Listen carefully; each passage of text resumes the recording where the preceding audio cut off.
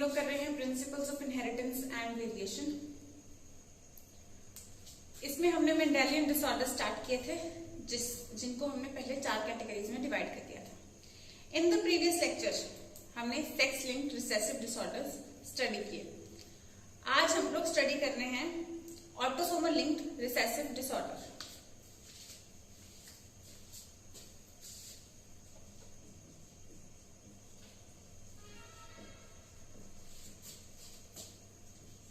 बेटा डिजीजेस बहुत सारे हो जाएंगे इसमें, आप लोग अपनी एनसीईआरटी वाले की करा रही हूं मैं, वही करने बहुत है।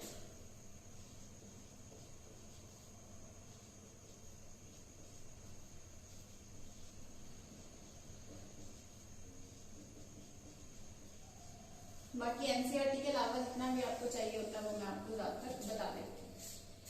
अब जब हमने पूरा टेबल बनाया था उसमें कुछ ट्रिक्स की थी, तो उसमें हमने ऑटोसोमल लिंक्ड रिसेसिव डिसऑर्डर्स के बारे में, ये ऑटोसोमल लिंक्ड रिसेसिव ट्रेट्स के बारे में वहां पे हमने कौन से 2 पॉइंट्स बताए थे, that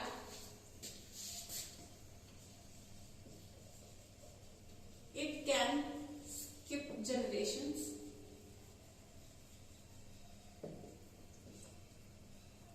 and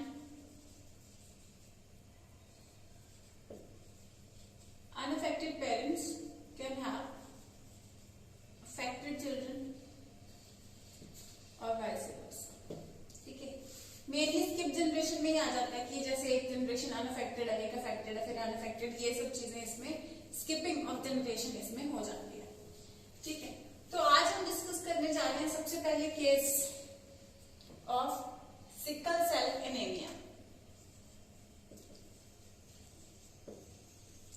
sickle cell anaemia, sickle cell anaemia बेटा बहुत ही ज्यादा इंपॉर्टेंट क्वेश्चन है। इसमें सिकल सेल एनीमिया पे आपको 5 मार्क का क्वेश्चन एज सच ही आ सकता है थ्योरी एग्जाम, और एमसीक्यूज के लिए तो ये इंपॉर्टेंट है। So sickle cell anaemia, it is an autosomal linked recessive disorder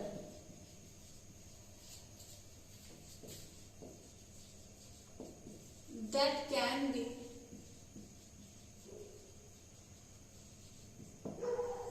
transmitted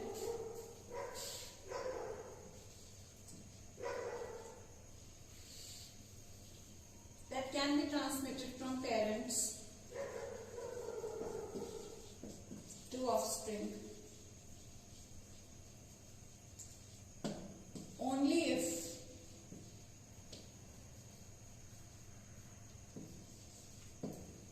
both the parents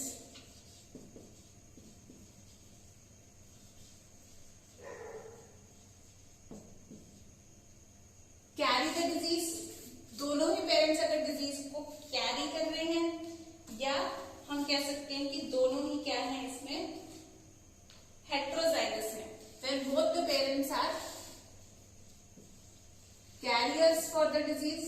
क्योंकि ये क्या है, ऑटोसोमल लिंक्ड रिसेसिव है, when both the parents are carriers for the trait, or we can say they are heterozygous. Heterozygosity में क्या होता है, क्योंकि ये ट्रेट रिसेसिव है तो ये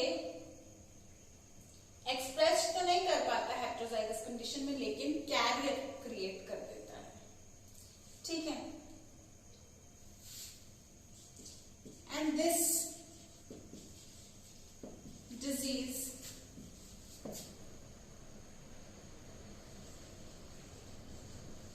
is controlled by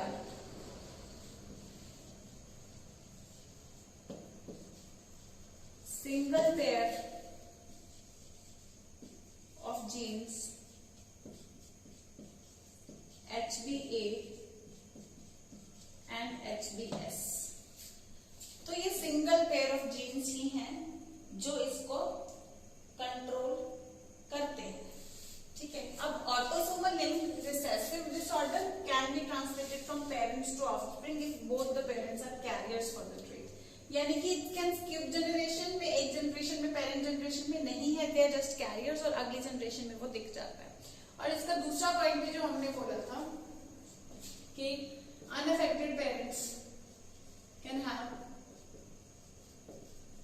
unaffected parents से यहाँ पे क्या देखते हैं हम, अफेक्टेड चिल्ड्रन, अफेक्टेड चिल्ड्रन में अफेक्टेड चिल्ड्रन हो रहे हैं जहां पे दोनों ही पेरेंट्स अनअफेक्टेड हैं, but both of them are the carriers for the disease, और we can say they are heterozygous. तो इसमें हम देख रहे हैं कि it is controlled by single pair of genes HbA and HbS। Actually HbA gene is responsible for normal haemoglobin HbA, ठीक है। तो यहाँ पे 3 पॉसिबिलिटीज हैं, there are 3 genotypes which are possible.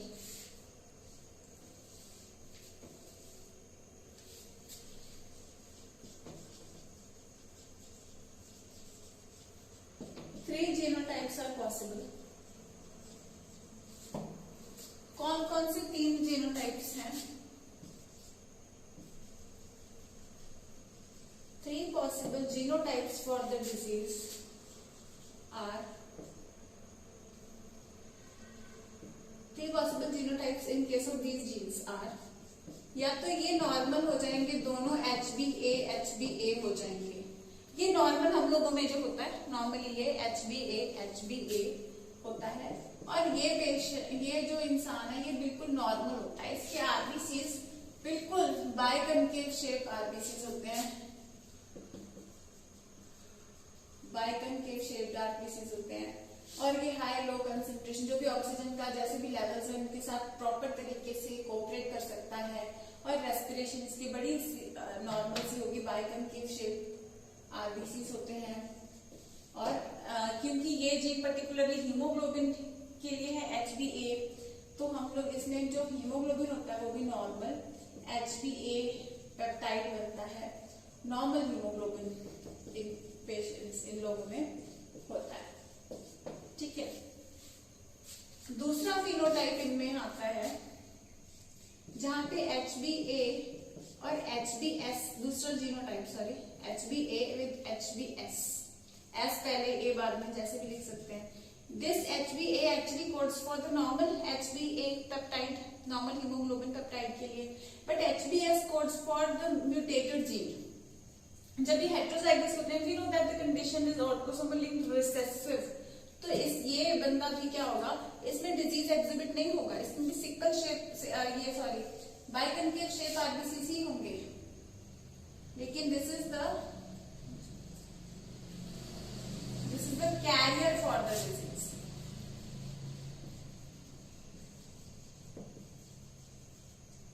This is the carrier for the disease and not the patient. Carrier का मतलब वो होता है जिसमें खुद में डिजीज नहीं आता, लेकिन वो आगे डिजीज को पास कर सकता है। थर्ड फिनोटाइप जहां पे दोनों ही HbS HbS टाइप के हो, ये पेशेंट में डिजीज प्रेजेंट होता है, यानी कि इसमें कौन सा डिजीज, इसमें होता है सिकल सेल एनीमिया, यानी कि इसका जो हीमोग्लोबिन है एक्चुअली वो नॉर्मल नहीं होता, HbA टाइप का नहीं होता, अलग टाइप का हो जाता है, HbS टाइप का हो जाता है, उसका कॉज हम करते हैं आगे। तो ये HbS टाइप का जब हीमोग्लोबिन इसके अंदर प्रोड्यूस होना शुरू हो जाता है, तो जितनी हमारा नॉर्मल हीमोग्लोबिन जो होता है, नॉर्मल हीमोग्लोबिन ऑक्सीजन के साथ बाइंड करता है, एक हीमोग्लोबिन का मॉलिक्यूल 4 ऑक्सीजन के साथ बाइंड करता है और ऑक्सी हीमोग्लोबिन बनाता है, और इस तरीके से ऑक्सीजन 97% ऑक्सीजन हमारी जो है ऑक्सी हीमोग्लोबिन के फॉर्म में ट्रांसपोर्ट होती है। तो जब ये नॉर्मल हीमोग्लोबिन नॉर्मल नहीं रहता है, बल्कि ऐसा HbS टाइप का बन जाता है, तो ये जो सिकल शेप आरबीसीज होते हैं, ये फिर इसको यहाँ पे जो सिकल शेप आरबीसीज फिर प्रोड्यूस हो जाते हैं। रीजन क्या है, क्योंकि ये जो मॉडिफाइड HB है ये जब उसके साथ अटैच होने की कोशिश करता है लेकिन हो नहीं पाता, फिर ये और कोशिश करता है, और तो उस चक्कर में जो आरबीसी के अंदर है हीमोग्लोबिन, तो उस चक्कर में आरबीसी की शेप ऐसे चेंज हो जाती है, जो कि इस तरीके से बाइकनकेव थी वो इस तरीके से फोल्ड होके सिकल जैसी बन जाती है। सिकल वो इंस्ट्रूमेंट जिससे गार्डनिंग वगैरह में यूज किया जाता है, तो वो सिकल शेप हो जाती है। ठीक है, तो इसमें सिकल शेप्ड आरबीसीज बन जाती हैं ड्यूरिंग ऑक्सीजन टेंशन। जब ऑक्सीजन की टेंशन होती है, ज्यादा ऑक्सीजन चाहिए होती है, ऑक्सीजन की जैसे हाई ऑल्टीट्यूड पे ये बंदा गया तो वहां पे ऑक्सीजन टेंशन हो गई, वो कोशिश करेगा ऑक्सीजन के साथ बाइंड करने की, या ये भागा दौड़ा तब जरूरत पड़ी, तब भी इसके तुरंत क्या हो जाएंगे, जो आरबीसीज हैं फोल्ड हो जाएंगी, सिकल शेप्ड आरबीसीज इसके हो जाएंगी, और उस तरीके से ये रेस्पायर नहीं कर पाएगा। ठीक है, ब्लूइश बॉडी हो जाएगी क्योंकि ऑक्सीजन प्रॉपर तरीके से इसको नहीं मिल पा रही है, जो कि नॉर्मल HbA टाइप की हीमोग्लोबिन ने कैरी करनी है। सो पॉइंट यहाँ पे क्या है, out of 3 genotypes possible, out of 3 genotypes possible, HbA HbA, HbS HbS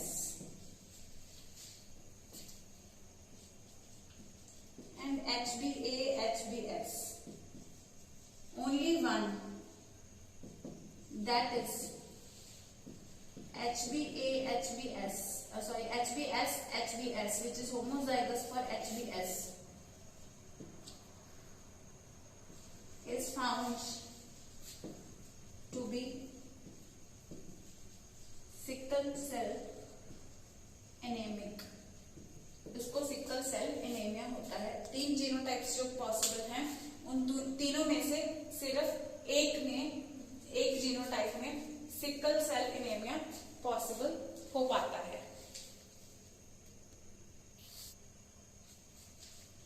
तो अब हमने देखा कि 3 फिनोटाइप्स पॉसिबल हैं, 3 जीनोटाइप्स पॉसिबल हैं, जिसमें से कि 2 नॉर्मल रहते हैं, एक बिल्कुल ही नॉर्मल है, एक में डिजीज प्रेजेंट होता है, और ये थर्ड वाला जहाँ पे हेट्रोजाइगस है ये कैरियर ऑफ द डिजीज है।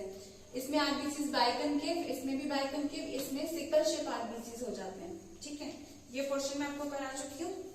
मेनली ये होता क्या है, जो नॉर्मल हीमोग्लोबिन मॉलिक्यूल होता है वो 4 ऑक्सीजन के साथ मिलके ऑक्सी हीमोग्लोबिन बनाता है, तो ये ऑक्सी हीमोग्लोबिन बनने में दिक्कत आनी शुरू हो जाती है। ठीक है, this part I am going to rub now, you can take a screenshot of this if you want. मैं सिर्फ उधर हाफ वाला कर रही हूँ।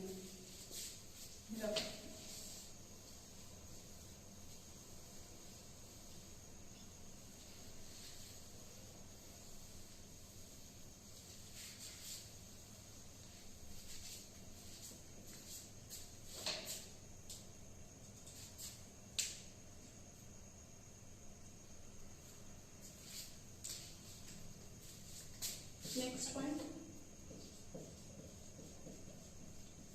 heterozygous individuals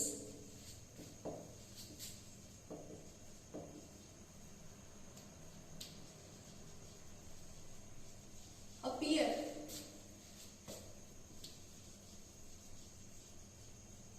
apparently unaffected। इनको देख के यानी कि ऐसे लगता है कि इनको कोई प्रॉब्लम है ही नहीं, but they are actually carriers of the disease. इनके जीन्स का ऑब्वियसली, क्योंकि इनमें फीचर एक्सप्रेस नहीं हो पा रहा, फिनोटाइप नहीं आ पा रहा, क्योंकि रिसेसिव है, तो डिजीज का अक्सर पता नहीं चलता, but they are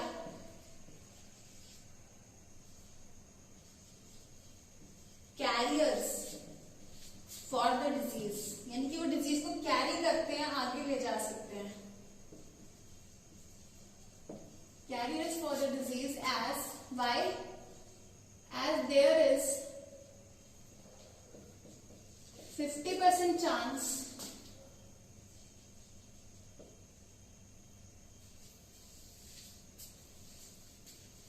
that they can pass जहां एक HbA है और दूसरा HbS है, ठीक है। तो या तो जो गैमीट ये प्रोड्यूस करेंगे या तो उसमें HbA जाएगा या HbS जाएगा। तो इसका मतलब there is 50% chance that they can pass the defective gene to the progeny, ठीक है, defective gene to the progeny. यानी कि अगर आप देखो यहाँ पे फर्स्ट पॉइंट भी हमने किया था, autosomal linked recessive disorder that can be transmitted from parents to offspring if both the parents are carriers for the trait. Carriers, और यहाँ पे भी हम कैरियर्स कह रहे हैं कि कैरियर्स नॉर्मली अनअफेक्टेड लगते हैं, बट 50% चांस है कि वो प्रोजेनी में केस दे सकते हैं। अगर हम दोनों ही कैरियर्स की मैरिज यहाँ पे शो करें, HbA HbS,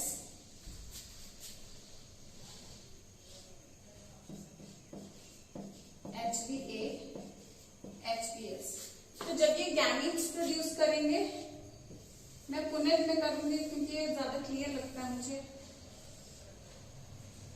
तो दोनों ही HbA HbS टाइप का। If you consider this as male and this as female, तो यहाँ पे मेल और यहाँ पे फीमेल दोनों ही HbA HbS टाइप का गैमेट्स प्रोड्यूस करेंगे। Fusion HbA HbA, this is going to be normal. HbA HbS, this is going to be carrier. फिर से HbA HbS, this is also going to be carrier. And HbS HbS, ठीक है। अब दोनों terms आप कैसे समझोगे, यहाँ पे HbS HbS आ गया तो यानी कि इसमें डिजीज प्रेजेंट है। तो दोनों टर्मिनोलॉजीज में इसके साथ आपको समझाती हूँ। यहाँ पे रेशियो आ रहा है 1:2:1 का, ठीक है। Normal is to carrier is to disease present वाले का, एनेमिक लिख लो, है ना, इज टू एनेमिक। तो ऑटोसोमल लिंक्ड रिसेसिव डिसऑर्डर है, यहाँ पे ये दोनों जस्ट नॉर्मल्स थे, कैरियर्स फॉर द डिजीज थे, यानी कि कोई कैरेक्टर तो एग्जिबिट नहीं कर रहे, लेकिन इन दोनों से पेरेंट्स से ऑफस्प्रिंग, यानी कि अगर हम पेडिग्री ड्रॉ करेंगे तो हमें ये नॉर्मल और ये भी नॉर्मल दिखाई देगा, क्योंकि आपकी कुछ बुक्स में इनको ऐसे दिखाया जाएगा, लेकिन एनसीईआरटी के अकॉर्डिंग नॉर्मल, जिनमें कैरेक्टर एग्जिबिट नहीं हो रहा उनको ऐसे नॉर्मल ही दिखाया जाता है। तो इनके जितने भी प्रोजेनी हो रहे हैं उनमें ये, यहाँ पे अगर हम डिजीज की बात करें तो इट कैन बी इधर मेल और फीमेल, कोई भी हो सकता है, इसमें डिजीज प्रेजेंट हो सकता है, ठीक है। और बाकी को कुछ भी कंसिडर कर लो, सेक्स अनस्पेसिफाइड भी सारे ला सकते हैं, या इन तीनों की जगह पे हम लोग लिख सकते हैं 3 अनअफेक्टेड ऑफस्प्रिंग, यानी कि 25% डिजीज प्रेजेंट हो सकता है। लेकिन अगर हमें प्रॉपर सारा पता हो तो हमें पता होगा कि 3 में से भी 2 कैरियर्स हैं और 1 नॉर्मल। ये जस्ट चांस है, पेडिग्री ऐसे नहीं हो सकता कि चारों बच्चे और चारों में इस तरीके से हो सकता है इसमें 2 में डिजीज हो और 2 बिल्कुल नॉर्मल हो, कैसे भी हो सकता है। यानी कि एवरी टाइम जितनी बार भी प्रोजेनी होंगे, इनके जितनी बार भी ये रिप्रोड्यूस करेंगे, उतने बार 25% चांस होगा that the child can be normal, 50% chance होगा that the child can be just carrier, ठीक है, एंड 25% चांस होगा that the child can have the disease. फिर आपको मैम यहाँ पे लिखा हुआ heterozygous individuals appear apparently unaffected but they are carrier for the disease as there is 50% chance that they can pass their defective gene to the progeny। मैंने यहाँ पे ये नहीं लिखा कि 50% chance of their progeny to be having the disease, मैंने लिखा 50% chance that they can pass their defective gene to the progeny। इसका मतलब ये है, अगर हम एक इंडिविजुअल की बात करते हैं, जैसे हम HbA HbS इस इंडिविजुअल की बात करते हैं, हेटेरोजाइगस इंडिविजुअल्स जो कि नॉर्मल दिखते हैं, एनेमिक नहीं होते, अनअफेक्टेड दिखते हैं, बट कैरियर्स हैं। क्यों? क्योंकि 50% चांस है कि वो अपने प्रोजेनी को दे सकते हैं। अब जब ये गैमीट प्रोड्यूस करेगा तो इसके 50% गैमीट्स में ही HbS होगा ना, और 50% में ही HbA होगा। यहाँ पे जब हम ये सेंटेंस लिख रहे हैं तब हम इसके पार्टनर की बात नहीं कर रहे हैं, तब इसका पार्टनर हमें नहीं पता नॉर्मल होगा या डिसऑर्डर वाला होगा, ठीक है, या वो भी हेटेरोजाइगस होगा, नहीं पता। जब हम ये पर्टिकुलर पॉइंट डिस्कस कर रहे हैं, ये पेडिग्री और ये सब हमने डिस्कस किया इसके रिगार्डिंग, लेकिन यहाँ पे जब हम कह रहे हैं कि हेटेरोजाइगस इंडिविजुअल, वो एक individual is carrier because 50% chance होगा कि वो नॉर्मल जीन दे अपने प्रोजेनी को, यानी कि गैमेट में तो देखो दो ही हैं, गैमेट में इन दोनों में से एक ही जाएगा, या तो नॉर्मल वाला चला जाएगा या ये HBS वाला चला जाएगा। तो इसका जीन देने का चांस तो 50% ही है, नॉर्मल जीन देने का चांस भी 50% है, लेकिन हेटेरोजाइगस ये सॉरी सिकल सेल वाला HBS जीन देने का भी 50% ही चांस है, ठीक है। So there is equal chance that 50% chance ही है कि ये नॉर्मल जीन देगा, 50% चांस ही है कि ये HBS जीन देगा, क्योंकि 50-50% चांस होता है गैमीट्स में, 50% gametes will be produced with this, 50% gametes will be produced with this.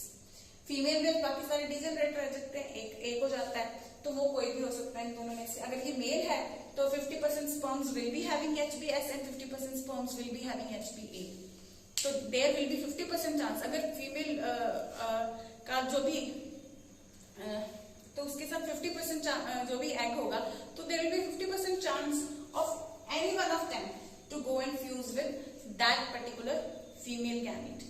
So ये कहना चाह रहे हैं कि 50% चांस होगा, क्योंकि 50-50% में दोनों चीजें जाएंगी, तो 50% चांस होगा कि ये अपना डिफेक्टिव जीन, क्योंकि 50% इसमें जाएंगे कि अपना डिफेक्टिव जीन अपने प्रोजेनी में दे देता है, ठीक है। तो ये हेटेरोजाइगस इंडिविजुअल्स।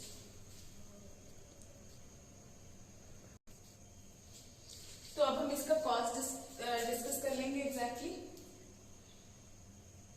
कि किस तरीके से ये डिजीज एक्सप्रेस कैसे हो पाता है। मैं जरा ये पॉइंट्स एक बार रिवाइज करा दूं, फिर मैं ये रख करके आपको वो क्वेश्चन कराऊंगी। ये क्वेश्चन हो चुका है sickle cell anaemia autosomal linked recessive है, can be transmitted from parents to offspring, जब दोनों कैरियर्स हैं, जैसे कि यहाँ पे दोनों कैरियर्स थे तब इसके 25% इंडिविजुअल्स को चांस था कि डिसऑर्डर हो जाएगा, 50% कैरियर्स और 25% नॉर्मल भी हो सकते हैं। लेकिन ऑटोसोमल लिंक्ड रिसेसिव डिसऑर्डर में चांस है कि जब दोनों पेरेंट्स कैरियर हैं तब उनके चांस है कि उनके प्रोजेनी को ये डिजीज हो सकता है। 25% चांस होगा हर प्रेगनेंसी के टाइम पे, ठीक है। डिजीज कंट्रोल होता है by single pair of genes, एक जोड़ी ऑफ जीन्स, HBA ये नॉर्मल होगा, HBA HBS या जैसे भी आप लिखना चाहो HBS या HBA लिखना चाहो तो भी, तो ये क्या होंगे, कैरियर होंगे। हम HBA HBS लिखना इसलिए प्रेफर करते हैं because HBA here is the normal dominant gene over HBS, ठीक है। So this is carrier, otherwise आप कैसे भी लिख सकते हो, जस्ट हम लोग रिप्रेजेंटेशन के लिए HBA पहले लिखते हैं। HBS HBS होगा तो इसमें क्या होगा, डिजीज होगा, सिकल सेल एनीमिया होगा, ठीक है। Out of 3 genotypes possible only 1 is found to be sickle cell anaemic. Heterozygous individuals देखने में अनअफेक्टेड लगते हैं, लेकिन वो अपने 50% गैमीट्स, 50% चांस है कि वो जो गैमीट दे रहे हैं वो सिकल सेल एनीमिया का ट्रेट लेकर के जा रहा है प्रोजेनी तक, ठीक है। और ये हमने हेटेरोजाइगस का क्रॉस यहाँ पे डिस्कस कर लिया था। इसका क्रॉस आप किसी के साथ भी एक बार ड्रॉ करके देख सकते हैं, जैसे HBA HBS का HBA HBA के साथ कैसे होगा।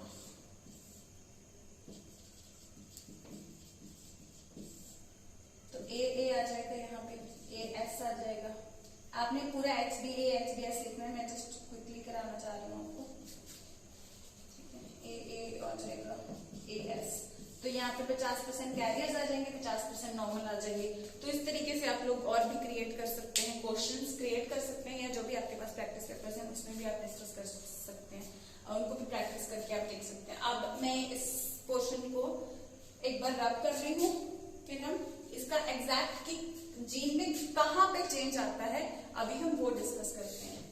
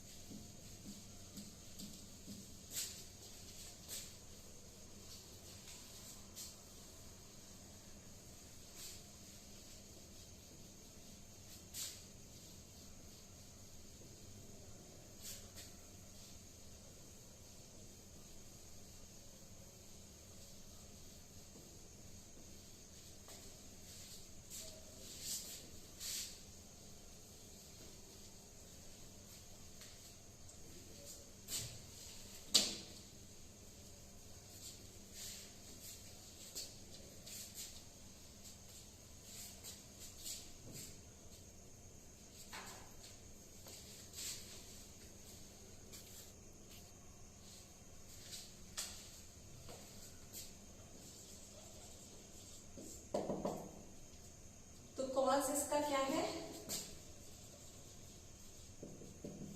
Substitution of glutamic acid by valine at the 6th position of beta globin chain of hemoglobin। हम लोग सिकल सेल एनीमिया की बात कर रहे हैं।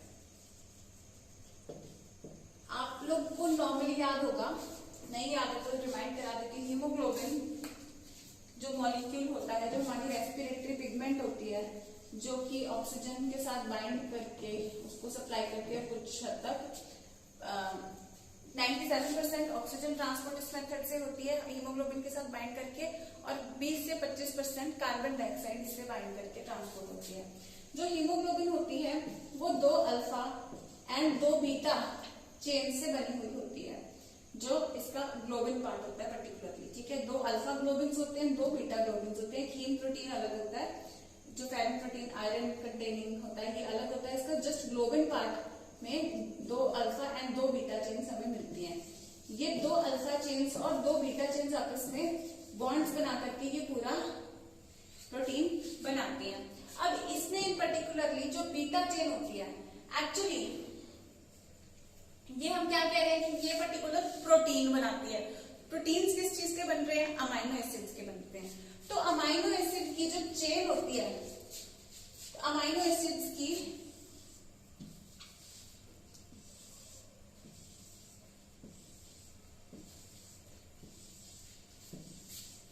तो अमाइनो एसिड्स की जो चेन होती है उसमें अगर हम बात करें 1 2 3 4 5 6 7, उसकी 6th पोजीशन पे नॉर्मली ग्लूटामिक एसिड जहां पे होता है,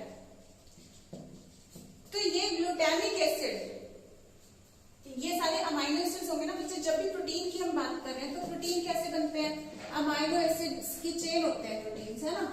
तो यहाँ पे ये अमाइनो एसिड्स जुड़े हुए होंगे, और 6th पोजीशन पे जो नॉर्मल हीमोग्लोबिन ए में जो नॉर्मल ग्लूटामिक एसिड होता है, इसकी जगह पे क्या हो जाता है? वैलिन आ जाता है। और जब ये म्यूटेशन हो जाता है, ये म्यूटेशन की वजह से हो जाता है, और इस म्यूटेशन की वजह से ये जो नॉर्मली HbA टाइप का था हीमोग्लोबिन, ये सिर्फ बीटा ग्लोबिन चेन में हो रहा है डिफरेंस, और जिसकी वजह से नॉर्मल HbA टाइप का पेप्टाइड था वो अब HbS टाइप का बन जाता है, जिसमें कि जितनी HbA टाइप में क्षमता होती है ऑक्सीजन के साथ बाइंड करने की, उतनी HbS में नहीं होती है।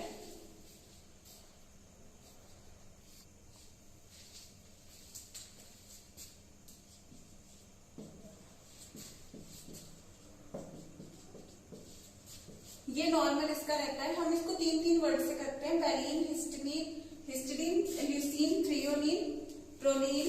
ग्लूटामिक एसिड को जी एंड यू से लिखेंगे, और लास्ट में भी ग्लूटामिक एसिड ही होता है। तो ये चेन का सीक्वेंस होता है इसमें। तो सेम ही सीक्वेंस, बाकी का तो यहीं पे सेम ही रहेगा, सिर्फ 6th अमाइनो एसिड जो है वो चेंज हो जाता है।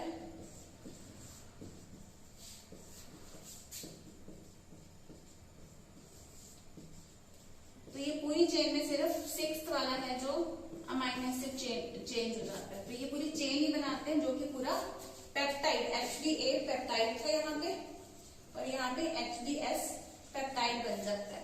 ये एक्चुअली रीजन किस वजह से होता है? जो mRNA होता है हमारा मैसेंजर RNA जो लेके जाता है, उसके ऊपर GAG की जगह GUG हो जाता है। यहाँ पे कोडॉन्स होते हैं एक्चुअली ये, यहाँ पे इसमें भी सिर्फ सिंगल बेस में चेंज आता है। जब म्यूटेशन जो हम लोग कह रहे हैं कि हो जाती है, म्यूटेशन में भी सिर्फ GAG की जगह GUG आएगा। ये अगर हम बात करें mRNA की, ठीक है। आपको क्वेश्चन ज्यादा mRNA के ऊपर ही आता है कि क्या चेंज होता है, लेकिन एक्चुअली प्रोसीजर क्या होता है, आपको ये चीज शायद जिन बच्चों ने ये कुछ बच्चों को समझ आ रहा होगा, GAG GUG क्या है। एक्चुअली कुछ कोडॉन्स होते हैं जो हम मॉलिक्यूलर बेसिस ऑफ इनहेरिटेंस में डिस्कस करेंगे।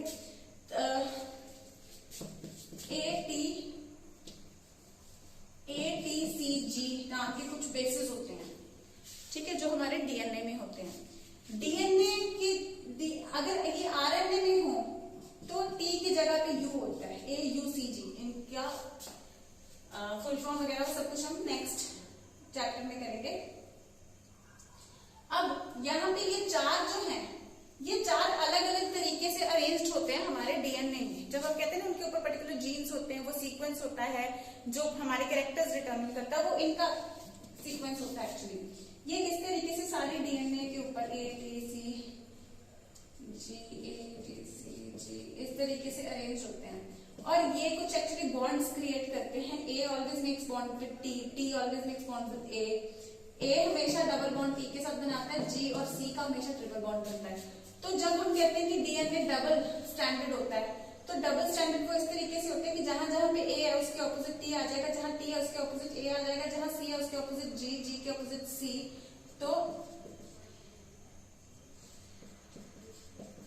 तो इस तरीके से ये T के ऑपोजिट A, G के ऑपोजिट C आकर के ये पूरी चेन में इस तरीके से ये डबल स्टैंडर्ड, क्योंकि ये बॉन्ड बनाते हैं एक दूसरे के साथ। डीएनए का जो चेन होती है, जैसे हमने कहा, मैं आपको बता देती हूँ, यहाँ पे एक शुगर मॉलिक्यूल होती है, इस शुगर मॉलिक्यूल के साथ एक फॉस्फेट ग्रुप अटैच होता है, ठीक है, और एक बेस अटैच होता है। ये बेस जो हम बताते हैं ना, ये बेस या तो A होता है या T होता है या C होता है या G होता है, और यहाँ पे ये मल्टीपल जब इनके बॉन्ड्स बनते रहते हैं तो ये इस तरीके से पूरी चेन बना देता है, पूरा डीएनए बन जाता है। इसका हम कंप्लीट डिटेल वैसे बायोमोलिक्यूल्स में +1 में भी किया होगा, वैसे मॉलिक्यूलर बेसिस ऑफ इनहेरिटेंस में हम लोग करेंगे। अगर यहाँ पे ये चीज नहीं भी समझ आ रही है तो जस्ट ये ध्यान में रखना, ये AUCG वाले जो है कोडॉन्स जिनको हम बोल रहे हैं, ये एक्चुअली 3-3 के सेट में होते हैं।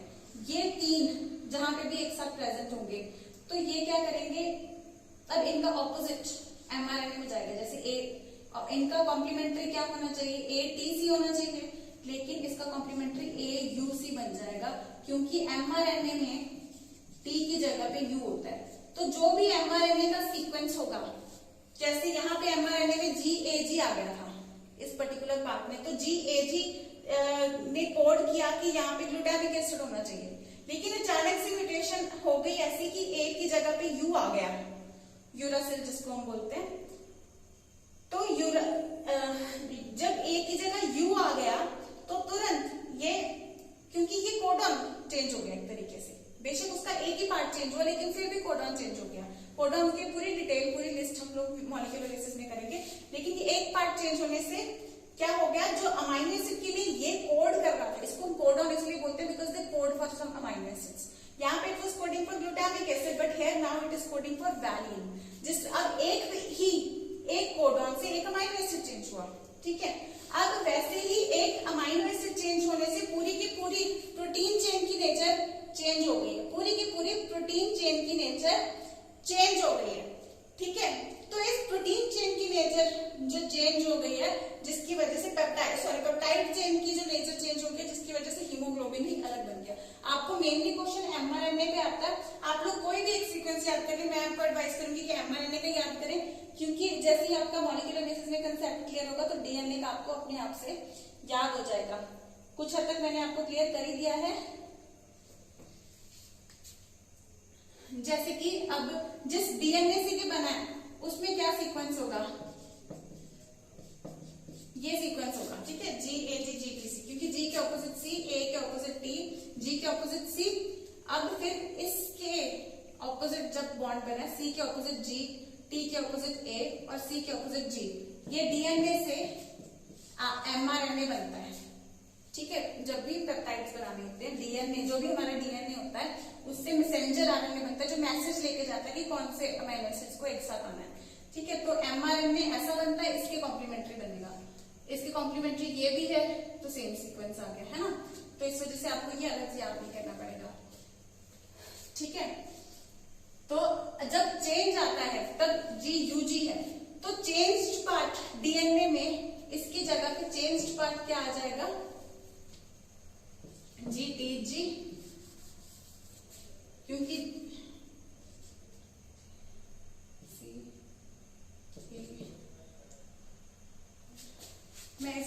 रब करके आपको क्लैरिफाई करती हूँ, CAC, ठीक है।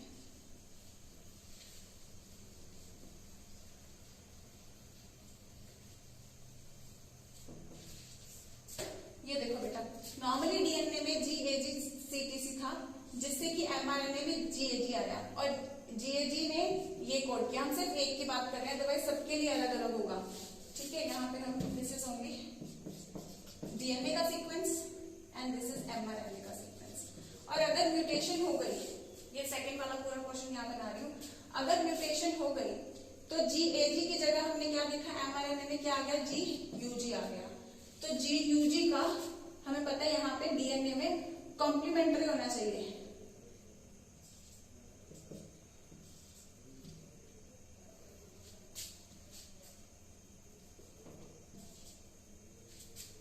CA, ठीक है। तो ये डीएनए का चेंज है, तो आपको डीएनए में चेंज आया, mRNA का याद कर लोगे तो डीएनए का अपने आप से आप क्रैक कर लोगे, ठीक है। क्योंकि G के ऑपोजिट हमेशा क्या होना चाहिए, C आना चाहिए, U या T। डीएनए में बस U की जगह T होता है और आरएनए में T की जगह U होता है, ठीक है। अगर हम डीएनए की बात करेंगे तो हम T कहेंगे, आरएनए की बात करेंगे तो U कहेंगे। तो T, तो U के ऑपोजिट या T के ऑपोजिट हमेशा A आएगा, G के ऑपोजिट हमेशा C आएगा, ठीक है। तो यहाँ पे वैसे आप देख सकते हो कि इसका जो ऑपोजिट कोडिंग स्ट्रैंड है GUG है, तो यहाँ पे जैसे यहाँ पे GAG था तो ये भी GAG प्लस उसका कॉम्प्लीमेंट्री, GUG की जगह GTG प्लस उसका कॉम्प्लीमेंट्री। एक्चुअली जब क्वेश्चन आता है कि डीएनए में कहाँ चेंज आया, तो ये पूछा जाता है। जब पूछा जाता है आरएनए में कहाँ चेंज आया, तब ये पूछा जाता है। क्वेश्चन ज्यादा आरएनए में ही आता है। तो जैसे ही GUG हुआ तब ये चेंज आ गया कि यहाँ पे ग्लूटामिक एसिड के लिए कोड कर रहा था GAG, बट ये GUG बन गया, तो ये वैलिन बन गया, जिसकी वजह से पूरा अमाइनो एसिड्स का एक भी अमाइनो एसिड जब चेंज हुआ तो पूरा पेप्टाइड ही चेंज हो गया। और जितना अच्छे से हीमोग्लोबिन A इसको कैरी कर पा रहा था, उतना अच्छे से HbS जो नया पेप्टाइड बन गया वो उतना अच्छे से अब इसको कैरी नहीं कर पाएगा, ठीक है बच्चों।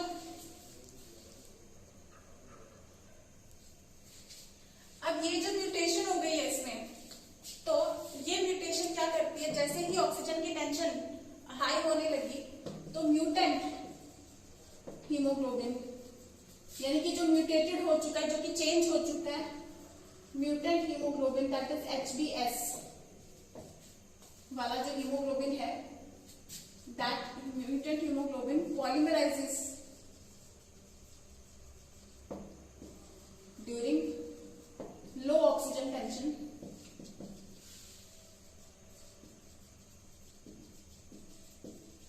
तो पॉलीमराइज होना शुरू हो जाता है, यानी कि ये अपना नेचर पॉलीमराइजेशन रिएक्शंस इसमें आने शुरू हो जाते हैं, क्योंकि ये कोशिश करता है कि वो मैक्सिमम ऑक्सीजन के साथ बाइंड कर सके। तो जब वो नहीं कर पाता तो उस चक्कर में वो आरबीसी की शेप उस तरीके से ऑल्टर कर देता है कि जैसे ये पॉलीमराइज हो जाता है at the polarization of oxygen tension such that it changes the shape of RBCs from biconcave to sickle shape and that is why we call it। तो ऐसे इंसान का जब हम लोग इलेक्ट्रोसाइट्स चेक करेंगे तो हमें बाइकनकेव शेप आरबीसीज मिलेंगे, तो इस वजह से इसको हम बाइकनकेव आरबीसीज की जगह सिकल शेप आरबीसीज मिलेंगे, इस वजह से हम इसको सिकल सेल एनीमिया मानते हैं। और ये हीमोग्लोबिन उतना अच्छे से ऑक्सीजन के साथ बाइंड नहीं कर पाएगा एंड तो उस वजह से ये आरबीसीज फोल्ड हो सकते हैं and even it can lead to even death of the person. तो यहाँ पे बेटा आपके जो एनसीईआरटी में मेंशन है वो सिर्फ ये चीज मेंशन है कि there is mutation of GAG to GUG, इसमें भी सिर्फ A टू U ये मेंशन है। डीएनए का पार्ट मैंने आपको थोड़ा सा इसलिए बता दिया क्योंकि ये डायग्राम में दिया हुआ है, तो इस वजह से क्वेश्चन बन भी सकता है इससे, है ना। अगर थोड़ा हार्ड टेस्ट डालना हो, मेनली आपको क्वेश्चन इसी पे आता है ये आप अपने आप से डिकोड कर सकते हैं उस हिसाब से। जब आपका मॉलिक्यूलर बेसिस और इनका बॉन्डिंग बनाने का ये सारा क्लियर हो गया, क्योंकि उसमें हम काफी क्वेश्चंस भी प्रैक्टिस करेंगे इससे रिलेटेड, तब आपका ये बिल्कुल क्लियर हो जाएगा कि ये अगर हमें इसका सीक्वेंस पता है तो ये हमें कैसे बनाना है। वैसे मैंने काफी हद तक आपको बता दिया है, just you have to be clear with ATGC, ठीक है। और T की जगह U होगा इन RNA। बाकी डीएनए में बाकी तीनों नॉर्मल होते हैं, ये तीनों AGC ये तीनों नॉर्मल होते हैं, दोनों में होते हैं डीएनए आरएनए में, जस्ट T और U का फर्क होता है, ठीक है। जो बच्चे मेरे क्लासरूम लेक्चर्स लगा चुके हैं उनको ये क्लियर होगा। बाकी बच्चों के लिए अभी for to understand this particular topic जितना जरूरी था उतना मैंने बता दिया। So this is sickle cell anaemia, very very very very important topic. एक और चीज इसमें जो मेंशन करनी है, मैंने ये आपको अब क्लियर टॉपिक आई थिंक ये मैंने आपको प्रीवियस एग्जाम्पल में भी मैंने आपको मेंशन किया था। इसमें क्लियर टॉपिक एग्जाम्पल में उसमें होता क्या है कि जैसे हमने देखा कि HbS है, ये सिकल सेल के लिए तो कोड कर ही रहा है, HbS के लिए ये कोड कर रहा है, HbS के लिए तो ये कोड कर ही रहा है, यानी कि नए HbS पेप्टाइड के लिए ये कोड कर रहा है, जिसकी वजह से हम देख रहे हैं कि सिकल शेप आरबीसीज हो जाते हैं। लेकिन इसके अलावा ये मलेरिया रेजिस्टेंस भी प्रोवाइड करता है। एक्चुअली ये जो सिकल सेल एनीमिया है, दिस डिजीज, ये जो पॉइंट्स मैं अभी बता रही हूँ ये एनसीईआरटी में नहीं है, ये आप नोट कर लीजिए। This disease is very common in Africa, और अफ्रीका में malaria is also common in Africa, ठीक है। Malaria is also common in Africa. तो ये जो HbS है ये दो फीचर्स के लिए कोड करता है, मलेरिया रेजिस्टेंस के लिए भी कोड करता है। तो वहां पे मलेरिया इतना ज्यादा है कि अगर इंसान नॉर्मल होगा, HbA होगा, तो ये जो नॉर्मल इंसान है ये तो मलेरिया से मर जाएगा, और अगर HbS है तो ये सिकल सेल एनीमिया से मर जाएगा। लेकिन ये मलेरिया रेजिस्टेंस तो होगा इसमें भी, लेकिन फिर भी सिकल सेल एनीमिया से डेथ हो सकती है। लेकिन अगर HbS होता है जो कि हेट्रोजाइगस है, ये पेशेंट नॉर्मली भी होता है लेकिन कैरियर होता है, बट ये कैरियर होने के साथ साथ इसमें जो HbS हेट्रोजाइगोसिटी में भी ये मलेरिया रेजिस्टेंस का फीचर ये हेट्रोजाइगोसिटी में भी एग्जिबिट करता है। तो ये कैरियर होता है, यानी कि जिंदा भी रह सकता है और मलेरिया रेजिस्टेंट भी होता है, इस पेशेंट को मलेरिया भी नहीं होता है, तो इसको फायदा हो जाता है। जहां पे अफ्रीका में सिकल सेल एनीमिया भी बहुत कॉमन है, मलेरिया भी बहुत कॉमन है, ठीक है। तो वहां पे नॉर्मल बंदा जो होता है HbA वाला, वो मलेरिया से डेथ हो सकती है उसकी। देन HbS वाले की सिकल सेल एनीमिया से डेथ हो सकती है। लेकिन जो कैरियर है वो बच जाता है, मलेरिया से भी बच जाता है और सिकल सेल एनीमिया से भी बच जाता है। लेकिन फिर भी वो उसका 50% चांस रहता है कि वो ये वाला गैमेट अपने प्रोजेनी को पास कर सकता है, ठीक है। That's all with today's lecture. It is very very important lecture. Just this point, these points are very important actually. Malaria resistance point. These points are very important, not mentioned in your this particular topic in NCERT. You must note this down in your NCERT or in your notebook. You must make the lecture notes at present, since you are studying from home. तो अभी आप लोग lecture notes पढ़ो, बनाओ, बहुत easy रहने वाला आपको। और ये टॉपिक बहुत ज्यादा इंपॉर्टेंट है, 5 नंबर में आपको थ्योरी में भी आ सकता है, एंड 5 नंबर में 3 नंबर में थ्योरी में भी ये बहुत कॉमन क्वेश्चन है। और इसकी म्यूटेशन होना, शेप चेंज होना, मलेरिया रेजिस्टेंस, mRNA में चेंज, और कहाँ क्या ऑक्सीजन हाइट, कितनी ऑक्सीजन टेंशन में जो चेंज आता है, किन कंडीशंस में चेंज आता है, शेप में क्या चेंज आता है, मल्टीपल क्वेश्चंस इस एक टॉपिक से बहुत सारे एमसीक्यू क्वेश्चंस भी बनते हैं। तो ये टॉपिक बहुत ही ज्यादा इंपॉर्टेंट है, इसको अच्छे से करें। All the best.